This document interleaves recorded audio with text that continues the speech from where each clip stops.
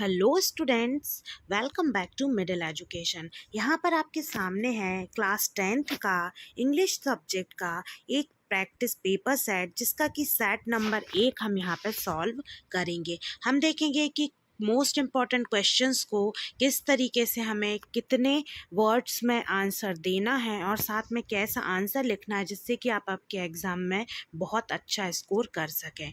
आपके नंबर अक्सर इंग्लिश में कट जाते होंगे और इसी समस्या का हल करने के लिए मैं यहाँ पे आ चुकी हूँ। आपको सारे क्वेश्चंस बहुत आसान भाषा में समझाऊंगी, उसके साथ साथ उनके आंसर को भी इतना सरल बना दूंगी कि आपको चुटकी बजाते ही सारे क्वेश्चन का आंसर याद हो जाएगा।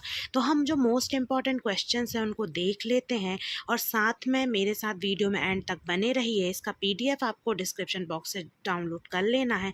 यदि कोई प्रॉब्लम होती है तो आप फिर इसका स्क्रीनशॉट लेकर रख सकते हैं। फिर चलिए हम यहाँ पे स्टार्ट करते हैं। वीडियो को लाइक और शेयर करना मत भूलिए। साथ में यदि आप आपके एग्ज़ाम में अच्छी परफॉर्मेंस चाहते हैं तो साथ में चैनल को सब्सक्राइब भी ज़रूर कर लें। हम यहाँ देखते हैं कि सबसे पहले आपका एक रीडिंग सेक्शन आता है, तो उसमें आपको हमेशा पैसेज दिए जाते हैं।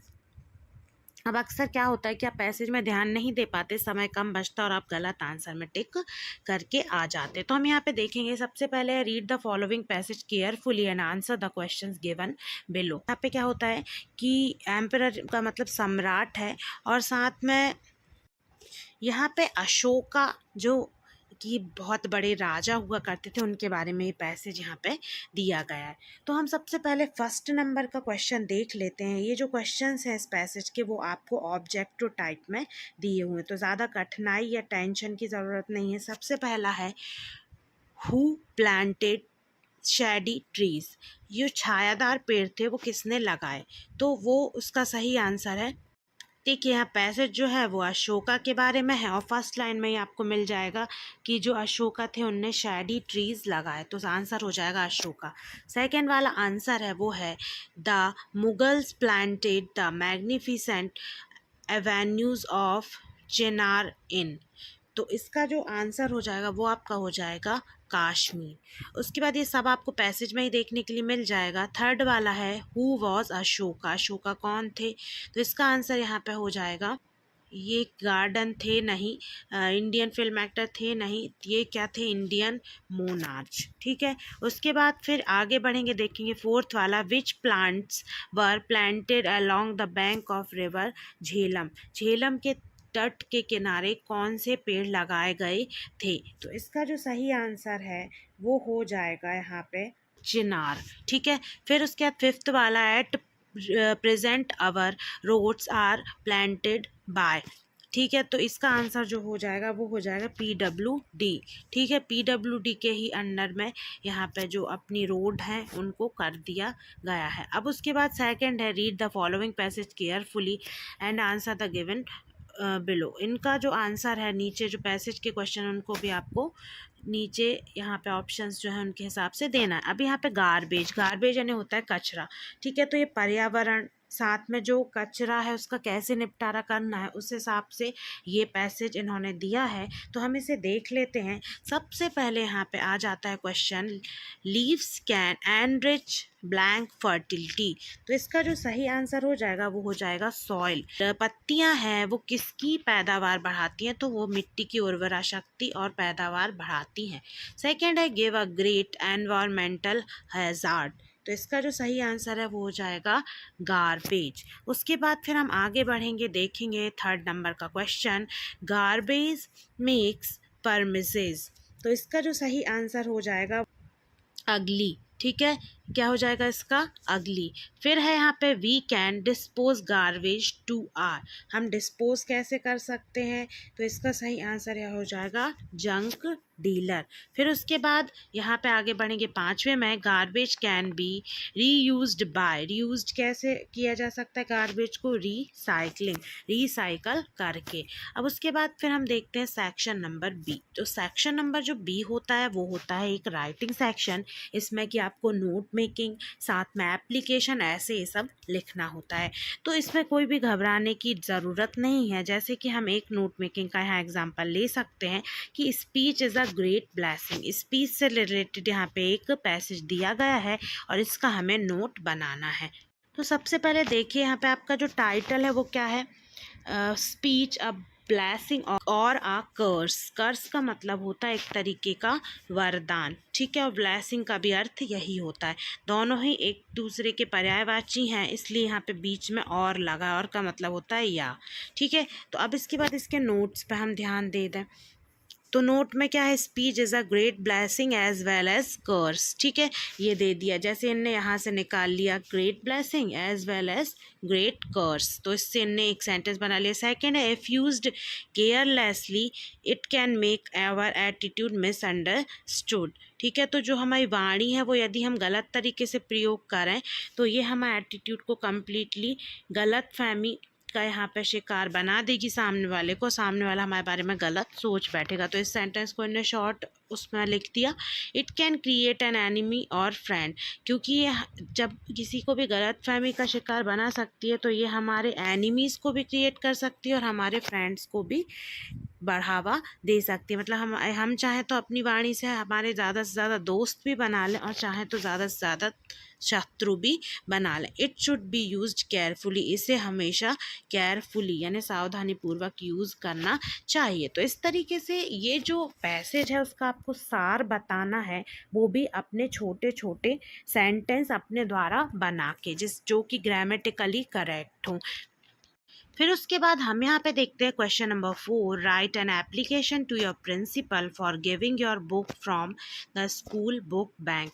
आपको आपके प्राचार्य को एक आवेदन पत्र लिखना है जिसमें कि आप अपने बुक बैंक से बुक्स को इशू करवाना चाहते हैं। तो ये देखिए, ये रहा एप्लीकेशन। उसी फॉर्मेट में आप सबसे पहले टू द प्रिंसिपल, फिर स्कूल का नाम, फिर जगह का नाम, उसके बाद फिर यहाँ पे सब्जेक्ट लिखेंगे granting books from the book bank. आप बुक बैंक से बुक्स लेना चाहते हैं। फिर उसके बाद I beg to say that I am a student of class 10th section A of your school. My father is a motor mechanic. मेरे पिताजी जो हैं वो मोटर के मैकेनिक हैं, इसलिए मैं यहाँ पे बुक बैंक चाहता हूँ। क्लास 10th का स्टूडेंट हूँ and I am unable to buy book. मैं इतना सक्षम नहीं हूँ यहाँ पे कि मैं बुक्स को खरीद सकूँ, इसलिए यहाँ पे so I request you to kindly grant me books from the book bank. इसलिए मैं आपसे निवेदन करता हूँ कि आप बुक बैंक से बुक इशू करवा दीजिए।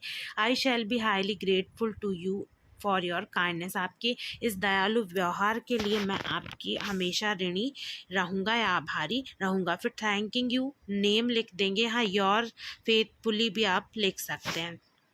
फिर इसके और में देखेंगे, write a letter to your friend to attend your brother sister marriage. ठीक है, तो यहाँ पे आपको एक लेटर लिखना है आपके भाई या बहन की शादी के लिए आपके फ्रेंड को इनवाइट करने के लिए। तो ये देखिए, यहाँ पे आप ऊपर पूरा एड्रेस डालेंगे, डेट डालेंगे, माय डियर फ्रेंड, नेम लिखेंगे फ्रेंड का। I hope you are healthy and happy there.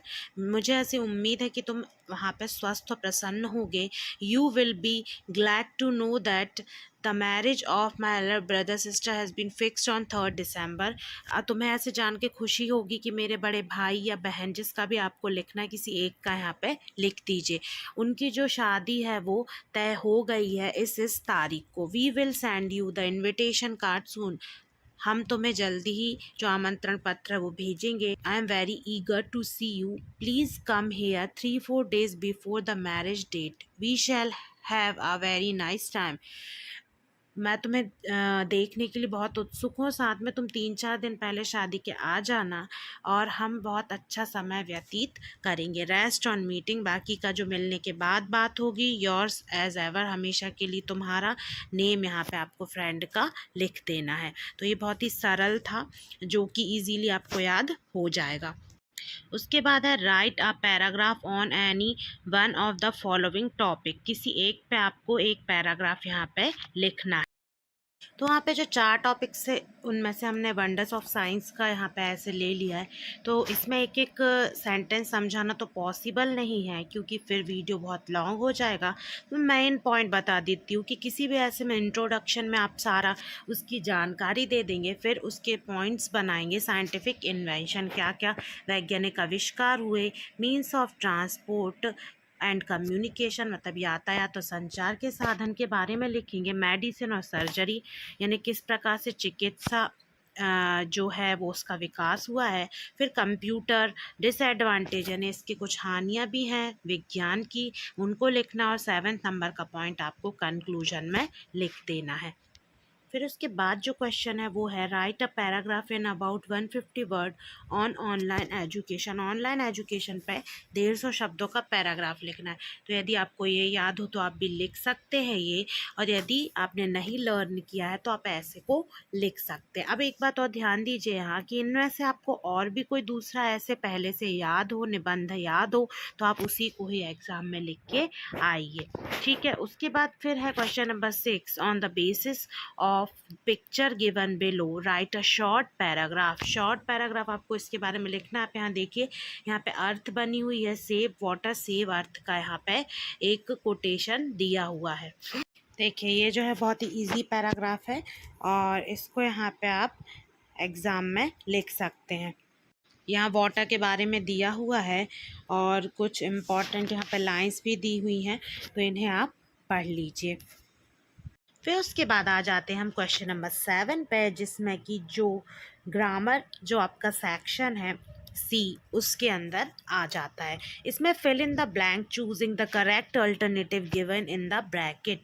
आपको ब्रैकेट में दिए हुए वर्ड्स में से एक वर्ड को चुनना है और यहाँ पे फिल इन द ब्लैंक्स को फिल कर लेना है। तो यहाँ पे फर्स्ट हम देखेंगे ही इज़ SDM। तो SDM हिंदी में एस से शुरू हो रहा है, तो हमेशा हिंदी का स्वर देखिए तो आपका कभी भी गलत नहीं होगा। तो ए यहाँ पे जो है वो स्वर है, इसलिए इसमें एन आ जाएगा, स्वर के आगे एन आता है। फिर I haven't bought milk today, तो यहाँ पे क्या होगा, नॉट, यदि नॉट वाला सेंटेंस है तो एन ही का यूज़ होगा। यदि सिंपल सेंटेंस होता तो यहाँ पे आपका सम आ जाता। थर्ड नंबर का है how blank sugar do you take in tea. तो इसमें जो शुगर है वो आपका कैसा है, अनकाउंटेबल है, तो इसका हो जाएगा यहाँ पे मच, हाउ मच शुगर, ठीक है। फिर उसके बाद फोर्थ वाला है they have been playing here blank morning, तो इसका हो जाएगा सिंस मॉर्निंग, मॉर्निंग से लेकर अभी तक खेल रहे हैं, तो इसलिए यहाँ पे सिंस आ जाएगा। फिफ्थ है we blank wear mask in crowded places, तो यहाँ पे शुड आएगा कि हमें जो भीड़ वाले एरियाज हैं, स्थान है, उनमें मास्क पहनना चाहिए। सिक्स्थ है my brother is very strong he blank lift 100 kg of weight, मेरा जो भाई है वो बहुत स्ट्रॉन्ग है और वो 100 किलो वेट उठा सकता है, तो यहाँ पे कैन का यूज़ हो जाएगा अपनी क्षमता बताने के लिए।